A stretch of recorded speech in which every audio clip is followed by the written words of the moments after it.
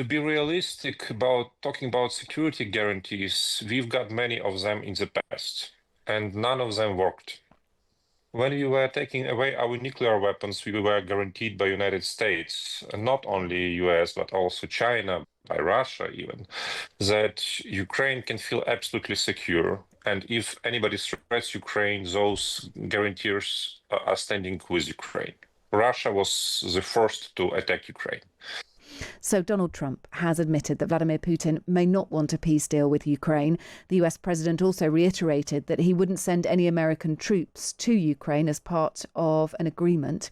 He's been speaking to Fox News. When it comes to security, they're willing to put people on the ground. We're willing to help them with things, especially probably if you could talk about by air, because there's nobody has the kind of stuff we have. Really, they don't have. But I don't think it's going to be a problem. I think if a deal is made, famous last words, right?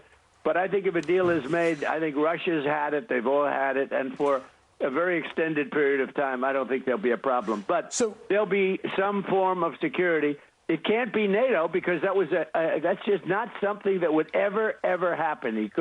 They couldn't do that. So who would want that? I mean, if you were Russia, who would want to have your enemy, your opponent, sitting on your line? You don't do that.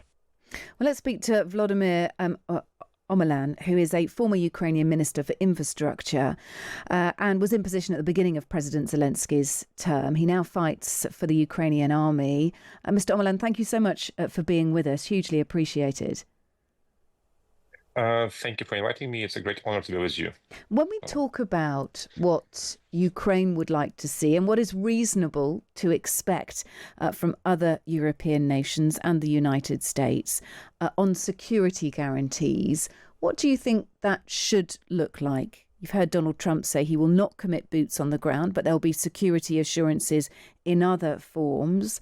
In terms of European nations, certainly there is the insistence from some, like the UK, that they will absolutely consider boots on the ground. What do you need in your view? Frankly saying, I don't believe that even Harry Potter would help us dealing with Russia. But let Trump try. He is the last leader of the West who still wants to look into eyes of Putin and to find some compromise with him concerning ceasefire, including. But to be realistic about talking about security guarantees, we've got many of them in the past, and none of them worked. When we were taking away our nuclear weapons, we were guaranteed by United States, and not only US, but also China, by Russia even, that Ukraine can feel absolutely secure. And if anybody threats Ukraine, those guarantees are standing with Ukraine. Russia was the first to attack Ukraine. We had a memorandum of understanding signed with United States in security and defense area last year. It was signed by Biden, but I still believe that it doesn't matter what kind of US president signs something, it's still US president. Right now, we are seeking for new guarantees. But from my point of view, as a former soldier and former officer of Ukrainian armed forces, first of all, biggest issue for my country to have the best army in the world to confront all threats coming from the East. Then we are very grateful to our allies. Firstly, United Kingdom, standing with Ukraine and supporting us from the very first day. And we do appreciate wisdom of your governments, especially put emphasis on governments, because they change, but national interests remain the same, and understanding of threats to your nation are the same. But it all comes next. If you have army able to resist, able to fight back, you can then wait for your allies to come with security guarantees or any other kind of supplies to help you. But first couple of weeks are most crucial. I witnessed them with my own eyes and with my fellow soldiers when we are standing against Russians and just were receiving calls from many capitals that look, take new reality. You are occupied. We didn't agree with that, and we are still fighting for our independence. Yeah. So you are still fighting, and I think first and foremost, you're saying there, Vladimir, that actually you want military backup. You need military support first and foremost to allow you to continue to hold your positions on the ground. And then you're saying absolutely security guarantees would be appreciated. There was a meeting with nations and the European Council President Antonio Costa earlier this afternoon. He was saying that work needs to accelerate to create a system similar to Article 5. So we know that using Article 5 is difficult because Donald Trump is insistent that your country will not join NATO anytime soon. We know that that is something that is a red line for Russia too. But if we took that model and did it outside NATO and said actually that part of the security guarantees offered by Western nations, and we're going to have to exclude the United States from this at the moment, that if there was an attack by Russia, after that sort of NATO-style system was put in, the Article 5 NATO-style system was put in place, any attack on Ukraine, further attack on Ukraine would be an attack on all those participants, all those nations involved in that agreement. Would that satisfy you? Would that be enough protection, do you think? It's as an option possible to discuss. Unfortunately, the main and the simplest solution to take us as NATO member states was not approved by Washington. And we feel sorry for that because in this case, we should not invent new wheel or new bicycle. It's already functioning.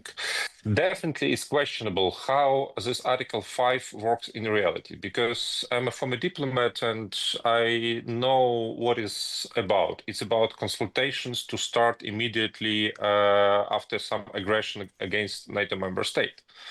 It doesn't mean prompt response or kind of you hit me, I hit you. So it's also kind of big discussion. How will it work in reality, even on the NATO document? Yeah. And in case we put new paragraph, specially designed for Ukraine, as a kind of special ally of United States, but aside of NATO, or special ally of United Kingdom, and we have 100 years partnership agreement with your country, we are proud of it, and we understand that it's vice versa story, not only for you to protect us, but if you are in trouble, we are ready to come and protect you. We have the most modern army right now in Europe ready to fight and knows how to fight. And, unfortunately, we still all believe that in 21st century with AI, with cyber, it's not possible to fight physical wars, but it's happening in Ukraine right now. Yeah, look, would you, when it comes to trying to look at a longer term peace deal, which is something that Donald Trump supports, the European nations around the table yesterday were certainly talking about a ceasefire first and foremost to stop the killing, stop the loss of life. We know that Donald Trump, since meeting with Vladimir Putin, prefers a peace deal, and that is still where his head is at, we assume. I was looking at some polling in Ukraine of Ukrainians who said that actually, if the lines were drawn where they are now, in terms of what is territories occupied by Russia and what is still part of your country, Ukraine, that if the lines were drawn now, if it stopped now, the majority would be happy to make a peace deal. Do you support that view? That seems to be the majority. It's not a big majority, but that seems to be some of the public consensus. Stop this right now and you can have the territory you've got and we'll all carry on with our lives. If you talk to average Ukrainian, definitely he will not say it publicly to you that I'm happy with this decision, but he's ready to take it as an interim solution in this war. But if you talk to soldiers and officers, it's very difficult to convince them because every square meter of this occupied land has a lot of bloodshed of Ukrainian soldiers. And my blood was also there near Kupiansk when I was hit by Russian aviation bomb.